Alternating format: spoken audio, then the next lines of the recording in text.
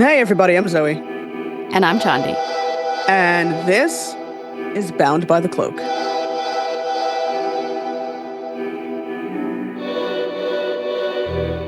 What if you lived your entire life without guilt, without shame, without empathy? For most of us, these emotions shape our relationships, decisions, even our sense of self. But for today's guest, they're largely absent. We're speaking with Jamie, a diagnosed psychopath, lawyer, musician, and author of Confessions of a Sociopath. Through her long-running blog, Sociopath World, Jamie gives us a rare glimpse inside a mind wired very differently from most.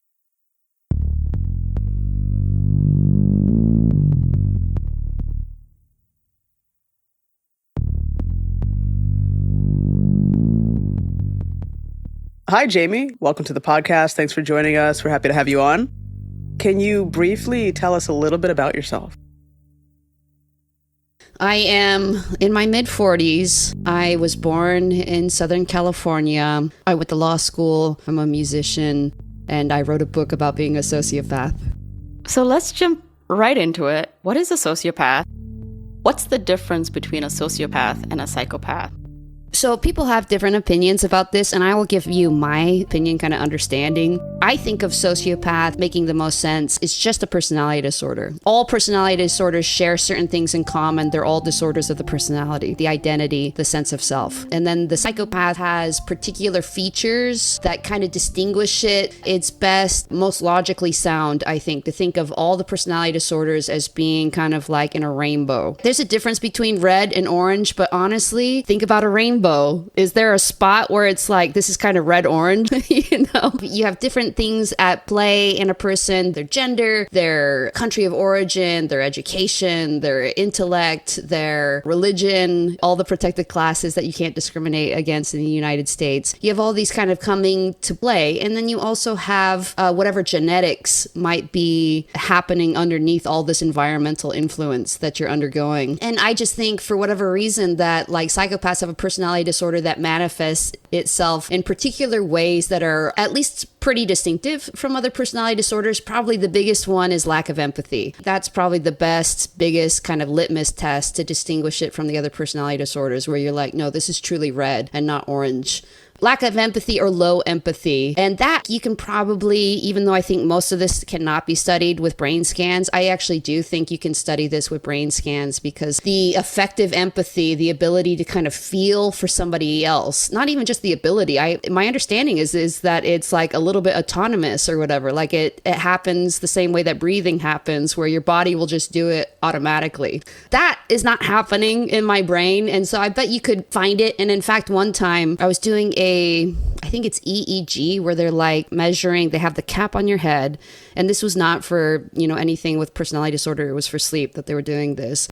They're studying like the brainwaves and they can kind of tell where they're coming from because of the cap on the head. So this guy who's performing this particular test on me, a particular scan, I'm just looking at white noise and like static, that you might see on the TV for 5 minutes. And he's just taking a baseline reading. And he said to me, I don't want to alarm you with this particular finding, and he's like, this is not totally uncommon. We do see this in certain populations, particularly the autistic population, but it was like close to the left temporal lobe, the place that we would expect to have empathy.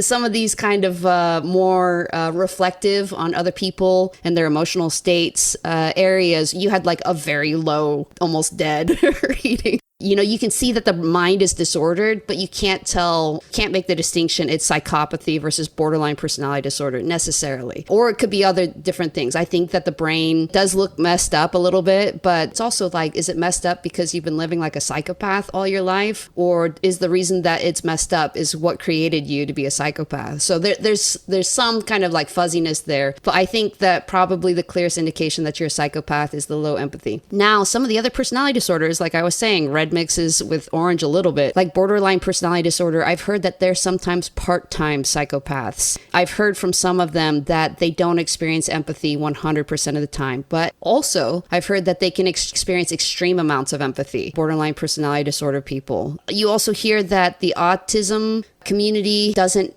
experience empathy the same way as normal people, and they're kind of flipped from the psychopath. So the psychopath is able to do the cognitive empathy, which is like perspective taking, to mentally put myself in the shoes of another person, to imagine what it might be like to be them. And what I have heard, and this is just, again, I guess my opinion take on things from autistic people, is that they feel the affective empathy, they feel the emotion, but they lack the cognitive empathy. If they don't kind of feel the emotion and you were like, oh, how would it feel like to be that person or something? I think that they struggle with. But, and I like to say, the other major characteristic of a sociopath with regard to the other personality disorders is the way in which their disorder with the personality manifests itself is as a very weak sense of self. I think that is a very good cross all psychopaths way to kind of describe it. Obviously, there's going to be ups and downs. It's all a spectrum to there. So some people may be extremely weak and some people,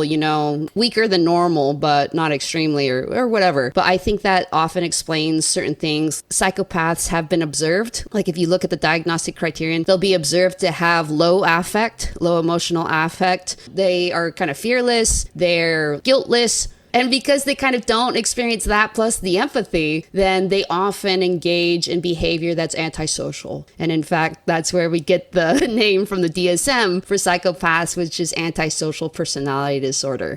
I think it's easiest to just think of it in terms of they don't experience empathy for whatever reason. Like their brain doesn't. Their brain's not even picking up on those signals. It's not even processing those signals. It's as if you were like deaf and, there are sound waves, but you're just not interpreting them the way that a normal person is able to interpret them. And you're not in touch with your emotions, I think, because you're not in touch with yourself at all. And then because you're not in touch with your own emotional world and like really sense of personhood, I think it's kind of difficult to recognize that other people have personhood. And so I think that's what kind of leads to some of the behavioral characteristics that we see with psychopaths that are in the diagnostic criterion, that they tend to be very manipulative, which has been so true of me. Like everything that I was doing was manipulative. There was nothing I was doing that wasn't manipulative. You're manipulating us? Well, if we think about like the actual word, not applied to people, what you're trying to do is mold. You're like a sculptor or something. You're manipulating the clay. We use that word in all sorts of different ways that don't have this negative connotation. And I don't really have a negative connotation to it either, except to the extent that it often, when applied to people, unduly interferes with their autonomy. Now I've come to believe it's part of their personhood. So I think that's like a violation of their personhood to manipulate them. But the issue with a psychopath, and here's why I think, at least for me, it was almost 100% manipulation in the way that I live my life, is because with such a weak sense of self, if somebody was like, don't manipulate Jamie, just do what your natural preference or inclination is, I would not be able to do that. I would not be able to say, this is who I am, and so just act like myself. I didn't have a concept enough of what that would be in order to choose it. And so what I had done, since childhood, or at least I can remember a child and having these same thoughts, is I just thought, okay, if I choose X versus Y, let's say I choose X, what am I going to get? And then let's say I choose Y, what am I going to get? And then I would just choose outcomes. I wouldn't choose processes. So let's say X ingratiated me to my teacher and Y, made me more independent, and push back on the teacher. But then also maybe there wouldn't be as much goodwill there. Even though Y may be more consistent with who I am as a person, I would choose X because I don't have any connection really hardly at all to who I am as a person. So I would never choose self-expression or choose to act with integrity, personal integrity, or to choose to just, act in my own preference. I would always just choose how would I be perceived? What sort of opportunities would it lead to? What sort of benefits would it lead to? What sort of negatives would it lead to? And I would just choose like that. And I guess at that level, I am choosing a little bit according to preference, but even then, not really, because I would always just choose based on an objective hierarchy of values. I wouldn't even use my own value system. I'd just be like, oh, that's worth about $1,000 and this is worth about $500. So clearly choose the $1,000 version, even though I may have preferred personally the $500 version. So yeah, to answer your question, like everything kind of is manipulative. Most people are probably being manipulative. I mean, when you go to a job, it's manipulative. You're choosing the outcome. You're there showing up, clocking in, whatever, in order to get the money. You're manipulating the things around you. Getting back to antisocial personality disorder, is it something that all sociopaths, psychopaths have? Or is there an actual difference for what classifies someone as having antisocial personality disorder?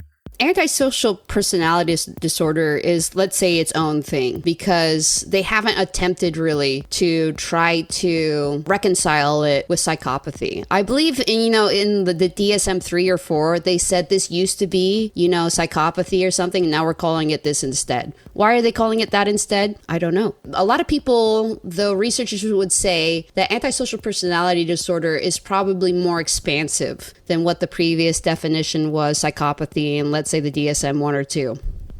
It's mostly focused on antisocial behavior, and there are multiple reasons why you might be, let's say, a recidivist, somebody who's committing the same crime over and over again, like a serial burglar or a serial rapist. One of the reasons might be you are very hot-headed, that anything kind of triggers you into a rage. That's when you do the particular thing. Another thing, you could be cold-hearted, and so you don't care about your victim, and so you're able to do these terrible things to your victim. And maybe even the fact that the victim's kind of reacting to you makes you feel powerful, makes you feel engaged with life, whereas you're usually so cold-hearted that you don't usually feel engaged with life. So I think those are kind of the two main reasons, let's say, that you would expect somebody to be kind of a recidivist criminal.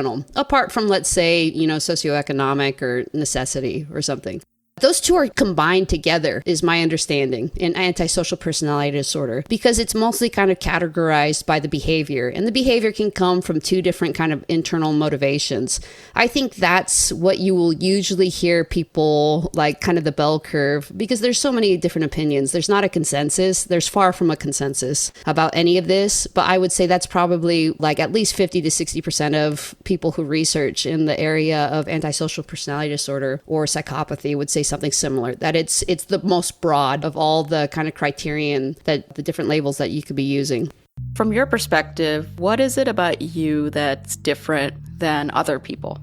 I think there is a little bit of a repulsion that people feel towards psychopaths, because I think that people often feel like certain of the things that psychopaths lack, like empathy, sense of self, even maybe inner emotional world. Those things are like the things that people often think are what make us all human. And so here are these people who do not have the things that you think are like making us all human. And then you think, oh, what is the clear kind of logical conclusion is that psychopaths are not human.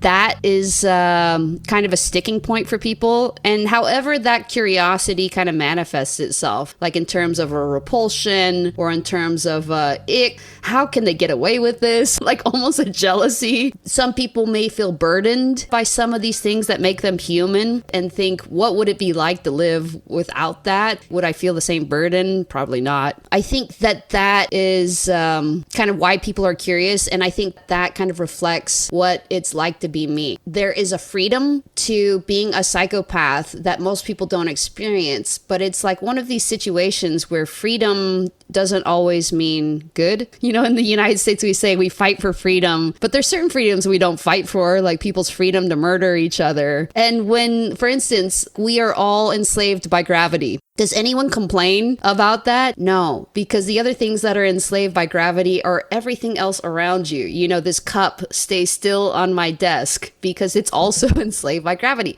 And so it's very predictable and it's very useful. Like there would be kind of no leverage. Like we use the force of gravity for good most of the time. So I think similarly, being a psychopath is almost as if you're like living in a non-gravity world. Like even to just kind of hang on to the world, you actually have to hang on. It's not like it just kind of happens automatically. You have to be very aggressive about understanding what your ethical obligations are, let's say, towards other people, like what you choose to be in terms of like your behavior to others, because you don't have a sense of morality about things. And without the sense of morality and these happy emotions that happen when you do good things to other people, and these negative emotions that happen when you do bad things to other people, then you just have to be really intentional about it. It has to be, it's like a foreign language. You really have to take 2 or 3 extra steps than a normal person is. And there's cognitive load to that process. And that can sometimes feel burdensome. I think that when a psychopath is, let's say, in the playground stage, which I usually think is in their late teens through to like usually their late 20s, they're like at the height of not caring about themselves and others. And it's as if consequences, negative consequences, they don't feel them. They're happening to them maybe, but it's just like they're total Teflon for whatever reason. When they're in that stage, they feel really carefree.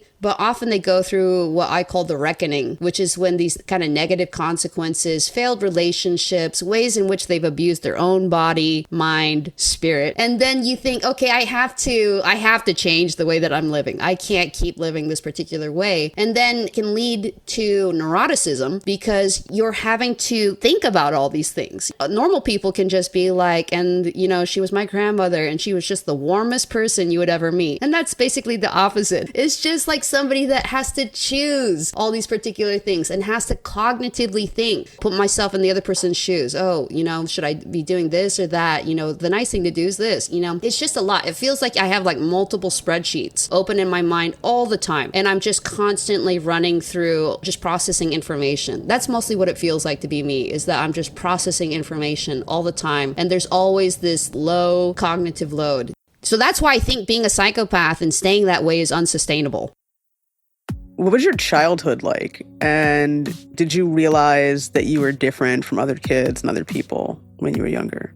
The interesting thing about being like a psychopath child is thinking now what bothers me. There's certain things that bother me now that didn't bother me as a child. Like I felt no sadness about it. I felt no disappointment. I felt no sadness or disappointment in my parents' inability to feed me or taking care of me or just like leaving us behind. I tell this story in the book. And it's funny, my girlfriend, who's also a psychopath, said that this was the only story that truly haunted her as a psychopath. They took us to the park. We're like playing, we're walking around. We start walking back to where they are. We see them pull out of their parking spot. We're like, that's weird. Maybe they saw us though and they're getting ready to leave. They start driving away. We realize they're not waiting for us. It's not like they're getting ready. They know that we're there somewhere in the park, but they're just driving away. It's like, but we're like thinking, okay, speed limit 10 miles in the park. They have like a half a mile they have to drive through the park before they get to a service road. Like, let's run after them. So we run after them for the entire distance of the park, basically. We never catch up to them. We're always like maybe shouting distance from them. And we're shouting at them, but the windows are rolled up and they just keep driving. They get to the intersection. They just drive through the intersection. They presumably go home. They're going in the direction of home. And then after that, it was like me and my brother, we were like, I guess we're homeless. Whatever. We're homeless now.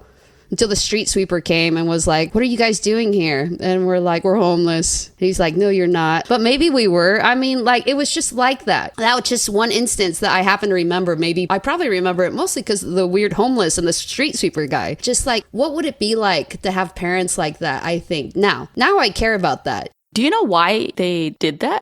No, and I will tell you, Chandi, here's the craziest thing, is they canceled Christmas just this past Christmas, and I confronted them about this and thought, this is like a food game. Like, you guys have been playing food games like all your life for some reason. My mom's health anxiety, where she sees food as being poison. That's how she would feel sometimes, and then just like not feed us. I just assumed it was because we were poor, that they weren't feeding us, that we didn't have the money or something, because they would say no about other monetary things. And I don't think we were like rich or whatever. But then I started thinking, I was like, Mormons have what's called the Bishop's Storehouse, which is like a grocery store for poor people where it's free. You just show up. It's like a food pantry or whatever. Then I started thinking, only in this past year, that doesn't make sense that we were poor and we couldn't eat, because they could have just done this. And I've like volunteered now at like the Bishop's Storehouse or whatever. Like, I know enough about it. Yeah, that it would have been like so easily accessible. It was like probably even in their city. It was just like another grocery store that's just open to poor people or whatever.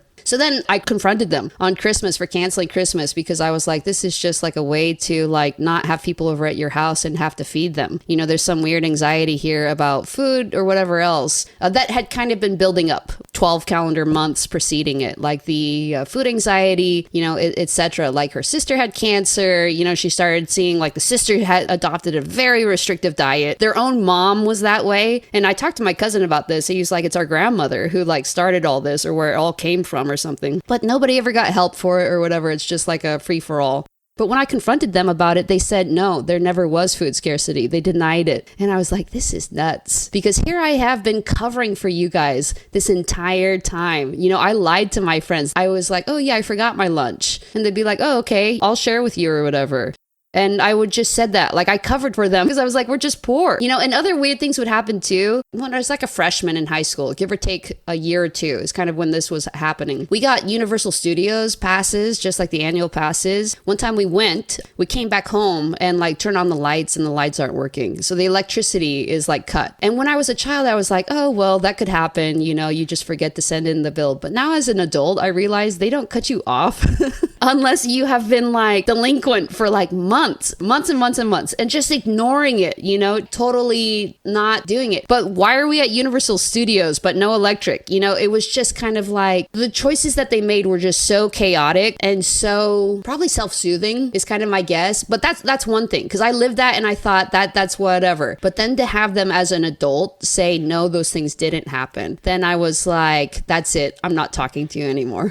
When did you really realize that you were a psychopath?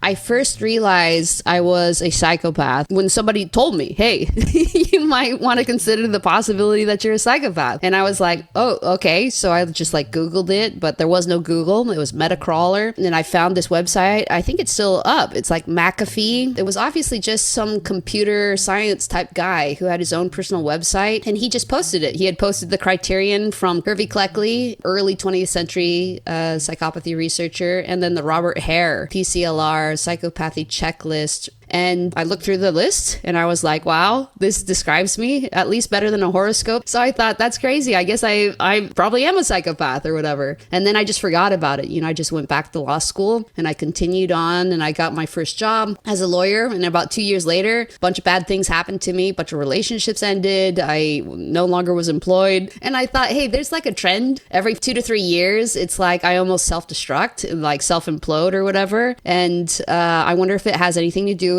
being a psychopath. So that's when I started the blog, Sociopath World, which was pretty much just like a journal that I just posted online as a blog, trying to understand what did sociopath mean and kind of what did it mean to me. And after a couple of years, my literary agent, who has since retired, she contacted me and said, hey, have you ever thought about writing a book? And I thought, I'll like write a book, or we can just keep going along this path. So we just kept going. The book got sold. When I wrote the blog, I was really careful to stay completely anonymous. So I'd use like UK spelling sometimes, like no Z's, S's instead or whatever. Like I would use all these things to kind of make it difficult to know who I was. And most people assumed I was male. In the process of writing the book, especially like, kind of getting deep into writing the book, it became clear that in order to really give like real perspective about what it's like for me to live with psychopathy, then I had to include some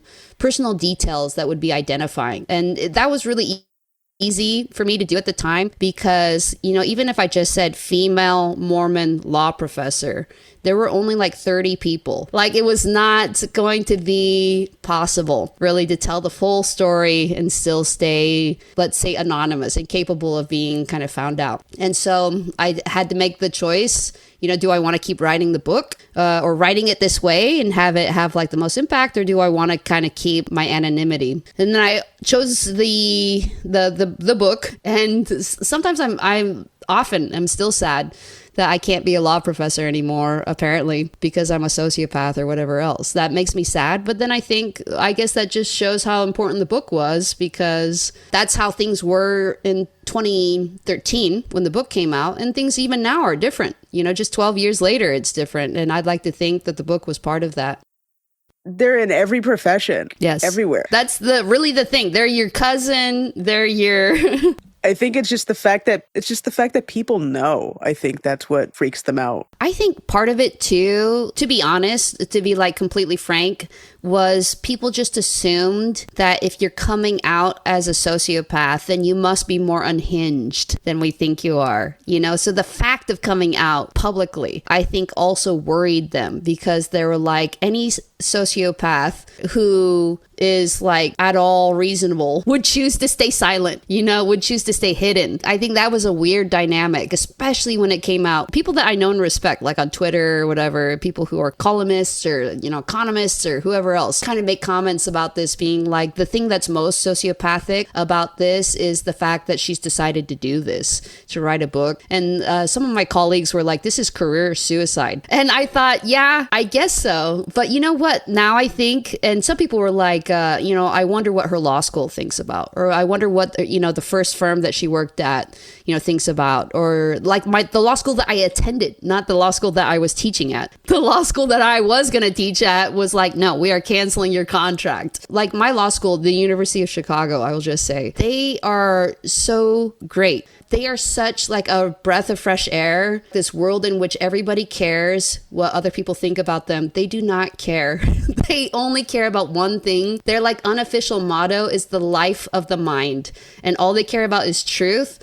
And I loved being there. And it's funny too, because like musicians were the first group of people to really embrace me afterwards, to be like, it does not matter, because all musicians care about is if you can play, and so it was so interesting being in these kind of different worlds where some of my old colleagues were like, this is career suicide. One of them was like, have you been manipulating me the whole time? And I'm like, probably, let's be honest. Were you my friend? You were also manipulating me. Like, it's all manipulation. Like, it was so weird to act as if manipulation's not something that we do every day.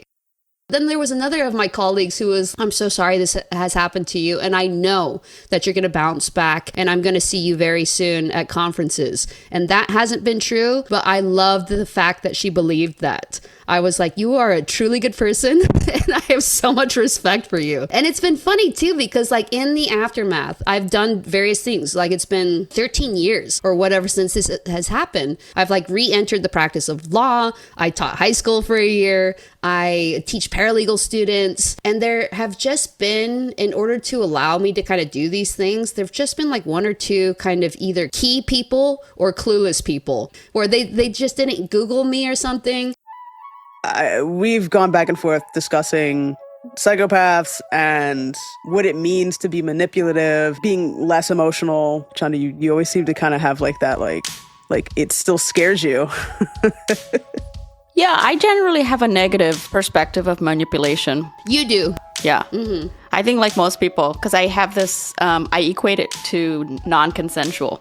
And it's funny, the thing that I have that has kind of helped me the most to understand what people's expectations are, with regard to their autonomy and their personhood is actually a Mormon scripture. It's in Doctrine and Covenants 121, section 121. And it says basically like, it will say priesthood, the word, but that if you like translate it, it means authority. And it says like no authority should be maintained by force, and that you should never try to unduly influence somebody by means of any sort of force, including like manipulation. They said only by gentleness, persuasion, long suffering. There's like a list of different things. And I thought, this is so true. Like people have their own personhood that I believe is sacred. Now that I have like acquired my own sense of self and personhood, I think it was a terrible thing for people to have violated my personhood to the extent that I became a psychopath. And I would never do anything like that to other people. Like now that I know how bad it is, I'm almost like a recovered alcoholic who's like, I will not even drink champagne at a wedding. Like I will not even come close to violating somebody's personhood now that I have the perspective that I have on it. And so I do think about this. I think, with my girlfriend, when we disagree, I think it's just like gentle persuasion. That's the combination I just think in my mind all the time, where it's okay for me to want to advocate, for Chick-fil-A instead of pizza, but it can't be undue influence. It can't be like where I am intentionally, turning screws in order to get them to think or act a particular way. And the truth is, though, that is happening to us all the time. And there is a little bit of a push and pull here. I'm not blaming the victim at all, but sometimes we allow it to happen to ourselves. And it doesn't mean any less that the person is doing it and they shouldn't do it. But it is to say that we have more ability to push back than I think we sometimes admit. I don't think that somebody being a psychopath means that they're a bad person. And Chani does. And I'm just like, you probably know so many. Yeah, that's a good question because I think, I don't know. I don't think asking the question is wrong. I don't even think believing it's wrong. I guess so then the question is, are you a bad person? I don't think so, but here's the thing. I think what makes humans human is just what is currently expressed in humanity.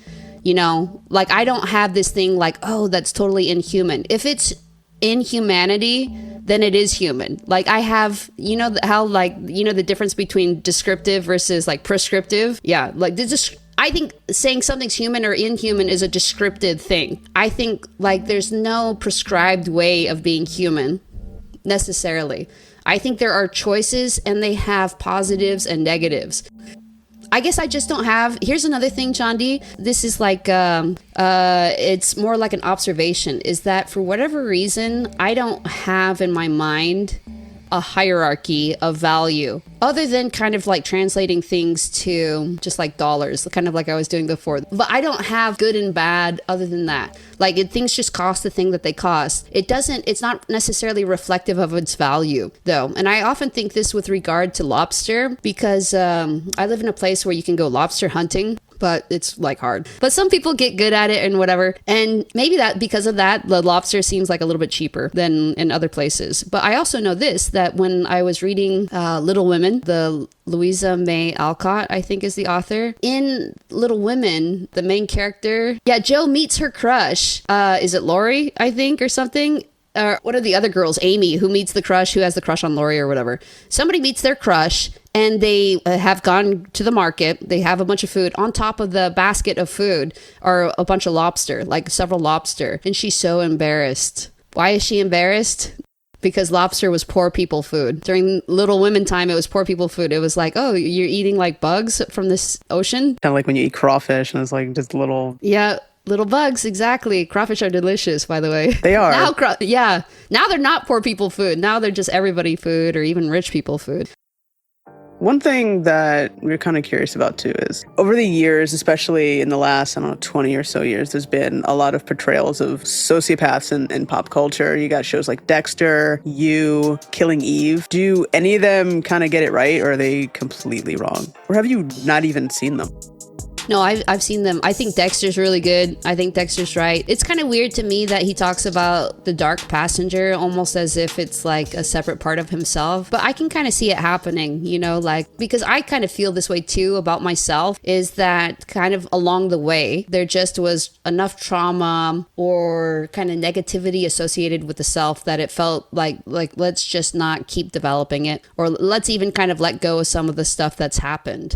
So I think depending on, and didn't he see his mom die or something very violently? That's kind of his triggering trauma for it. So I could see how you could kind of have like a little bit of a schism instead. You know, instead of kind of like dropping it, you have like something of that self that kind of remains, or just kind of conceive of it that way. So actually, I think Dexter seems fine. I haven't seen the new episodes, the new season, or the kind of reboot. I think Killing Eve is pretty accurate, that especially the third season is like my girlfriend's favorite season. And she totally identifies with everything in the third season. I thought it was fine, but I think it kind of goes to show like psychopaths have different experience. It's pretty obvious that Emerald Fennell took a scene like straight out of my book for I think it's the opening episode of the second season, where she's in the hospital, Villanelle, and somebody asks her like, oh, how are you? You know, like you look a little pale. She's like, I'm fine. And then passes out, goes unconscious, which is like a scene from my book. So I think, oh, they're reading the book. That's good. And Luke Jennings, the author of the Killing Eve series, he and I like are in correspondence. Like he's like read the book. He, you know, has thanked me and sent me like signed Killing Eve books or whatever. Yeah. You know, actually, Chani, to get back at kind of this idea of good versus evil, I almost think the person who wrote this, whose name is Laura Neal, and the reason why I know this is because my girlfriend hates her. Laura Neal, the writer. She was the one who wrote the ending or the series finale of Killing Eve. And this is what my girlfriend thinks, is that the reason why it ended the way it did is because Laura Neal was like, well, we need to kind of punish these characters because they're bad. So we need to have them, the bad ones, die or whatever. And I think she just kind of missed out on the idea, which is that most people didn't think that, most people think that, like she was just kind of like one of the ones that was like, but everybody thinks it's fun to watch this, but really they want the bad characters to get a bad end, and that's not what people really wanted, I think. And I think that kind of surprised her. So it's interesting, the sorts of blind spots that we have about things. I think that's a good illustration. But no, I think that people often get psychopaths correctly. And I don't think it's any coincidence that they seem to have been doing better since 2013 when my book was published. They seem to be doing a little bit better. So good. We want people to read the book too. Obviously, the book has made a positive impression on the media. So yeah, everybody go buy the book. Yeah, well, it's just complicated, I think. Like psychopaths are for sure doing some bad stuff. We don't have to whitewash psychopathy, but so is everybody, I guess. And that's what I'm saying. Everybody has, some people are starving their kids and some people are being mean to people on the internet. I mean, most people who engage in, bad behavior or criminal acts, which may not always be bad, but there's a lot of bad people who don't have psychopathic tendencies for whatever reason. I often think it's because of their emotions. They have disgust about a particular something that happens, like a particular race or a particular religion, or they have a disgust about just things changing, just have like emotions, strong emotions about it that lead them to do sometimes things that I would consider not good. How often do you tell people you're a psychopath?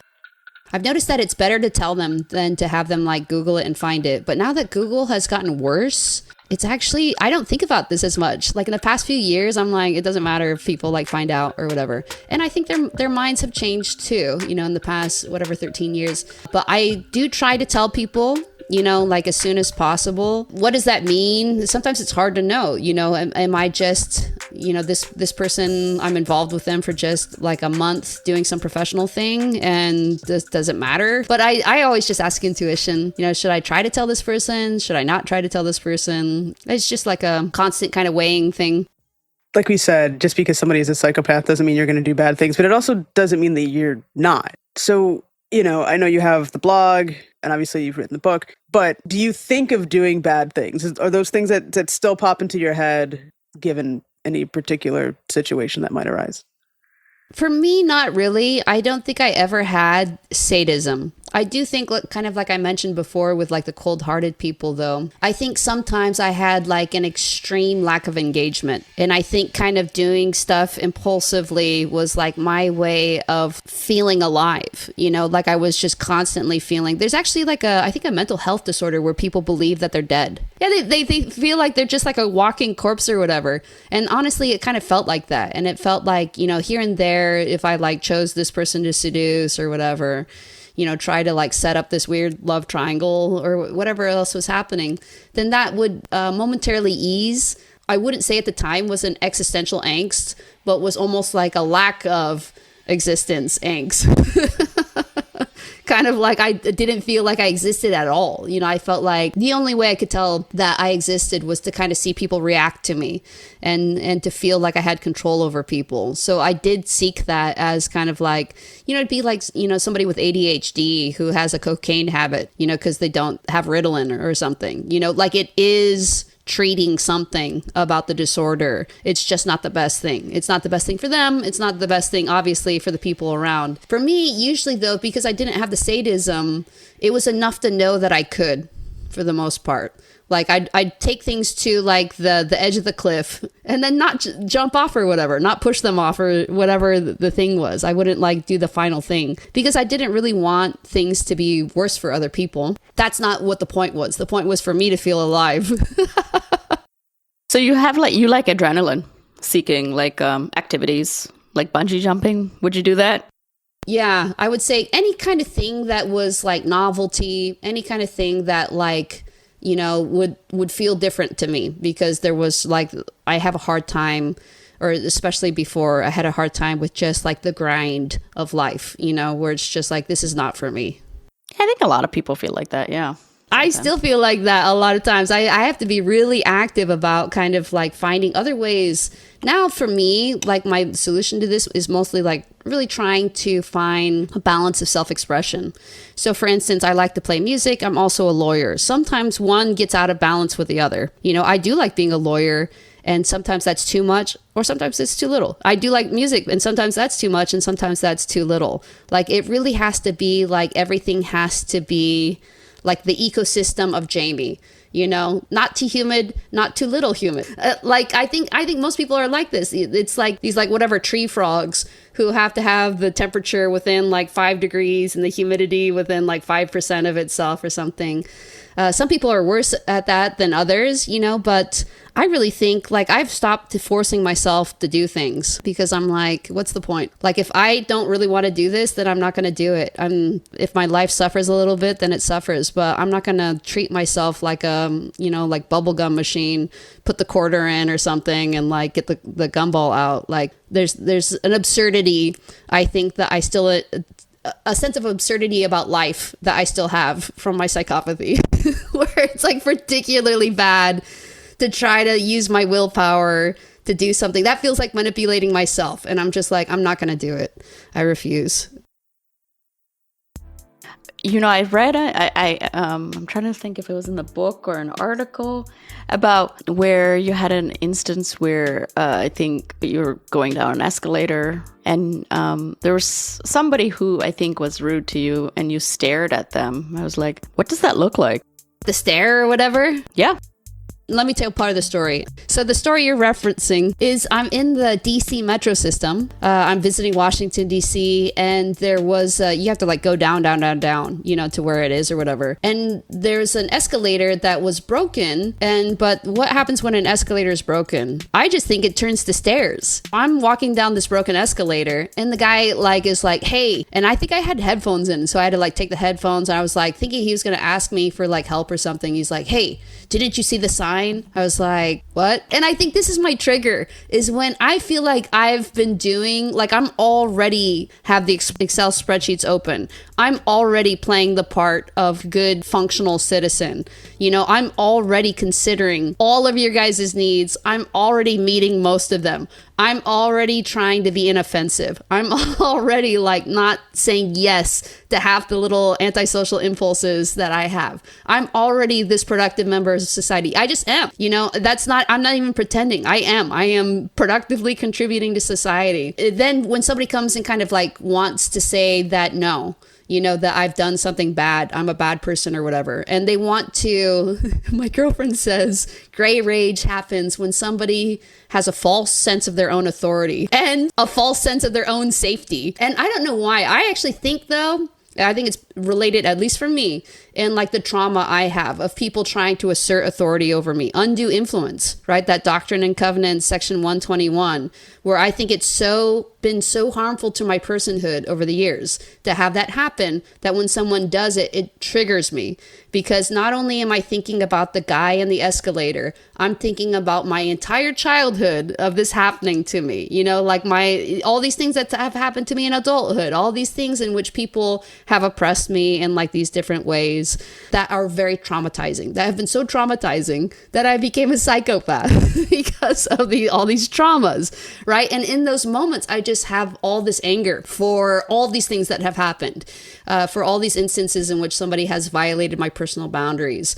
And it's like, it's not like a hot anger. That's why it's not even me who came up with the phrase gray rage. It's a very gray anger, but it's totally, you know, like that's the impulse that's the most strong that I experience 100%. Gray rage is like basically like Jesus take the wheel about it. Like you do not feel like you're in control. And maybe that's what The Dark Passenger with the Dexter series is kind of trying to tap into, is like this impulse that's so strong that, I mean, like something bad could happen during a gray rage and I'd be like, I don't know. It's almost as if like I feel like I am like in a fugue state.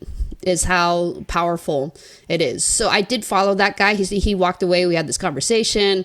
I was getting more and more and more angry. He starts walking away. He's just like a janitor guy who worked there at he had like a uniform, like a janitor and like a broom and stuff. He got lost in the crowd. I lost him, but I had been following him and I kind of wanted to, like, my impulse was to, if I got him, like, to like squeeze his neck. But I remember that was like the imagery I had in whatever.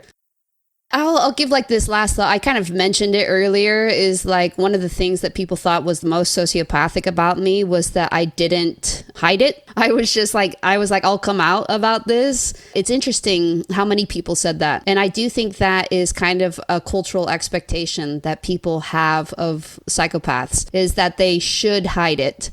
But I would like to invite people to reconsider that belief if they have it, because it makes things worse. It makes things worse for the psychopath, and it makes things worse then for them. Because if the psychopath has to hide it, if they have to like mask who they really are when they already have identity issues, then they will never get better. And there's that constant kind of tension there in which they feel like they have to pretend, and then they don't want to pretend anymore. And I think that's what the cycle was of like the 2 to 3 years of self-destruction for me, was pretending and then not wanting to pretend anymore. And then it was just like all cold stares.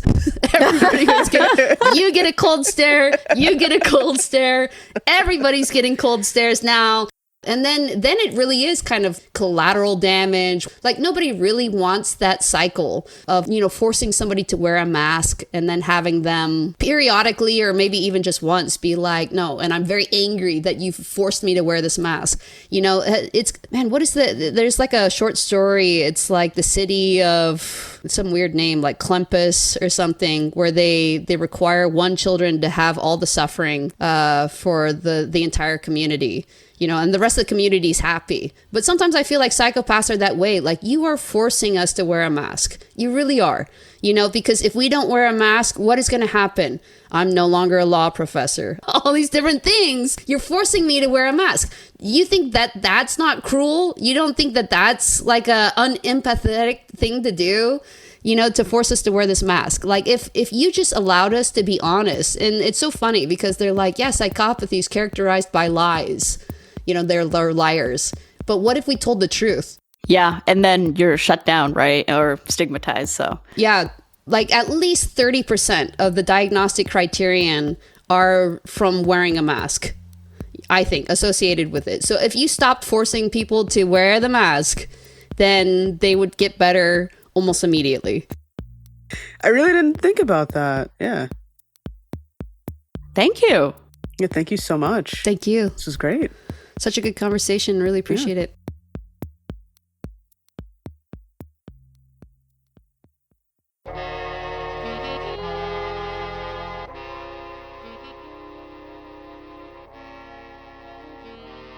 We'd like to give Jamie a huge thank you for joining us and providing us with a window into the life of a diagnosed psychopath.